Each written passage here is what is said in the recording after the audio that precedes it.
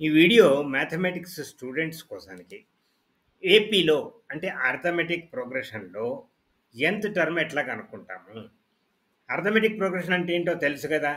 వరుస పెట్టిన నంబర్‌ల మధ్యలో తేడా కాన్స్టెంట్ అయినప్పుడు. ఉదాహరణ తీసుకుంటే 1, 3, 5, 7, 9, 11, 13, 15 ఈ రకంగా.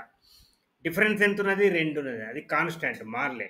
మరిప్పుడు 10థ్ టర్మ్ ఏంటిది? నంబర్ ఆఫ్ టర్మ్ ఒకవేళ అందులో 10 టర్మ్స్ ఉన్నట్టయితే, ఆ 10 వరుస పెట్టి నంబర్స్ ఉన్నట్టయితే 10థ్ టర్మ్ ఏంటిది?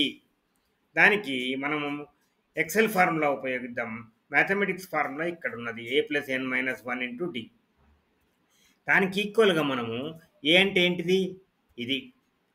Plus bracket open. n అంటే ఏంటిది? ఇది 10 మైనస్ 1 బ్రాకెట్ క్లోజ్ మల్టిప్లికేషన్ కోసము డి అంటే ఏంది? డిఫరెన్స్. మల్టిప్లికేషన్ కోసం స్టార్, డి అంటే డిఫరెన్స్. ఇప్పుడు దీన్ని ఎంటర్ చేస్తా చూడండి. ఆ వరుస పెట్టిన నెంబర్లల్లా 10వ పదం 20. ఇప్పుడు దీన్ని నేను మారుస్తా. 50వ పదం ఎంత అవుతుందని అంట. ఇది మారుస్తా. ఇది ఆటోమేటిక్ డైనమిక్. ఆ nth టర్మ్ కూడా మారాలి 100. 50th టర్మ్ 100 అవుతుంది దాంట్లో. మనం వరుస పెట్టుకొని 1, 3, 5, 7 అట్లా రాసుకుంటూ పోతే 50th టర్మ్ 100 అవుతుంది. 100th టర్మ్ ఎంత? 200 అవుతుంది.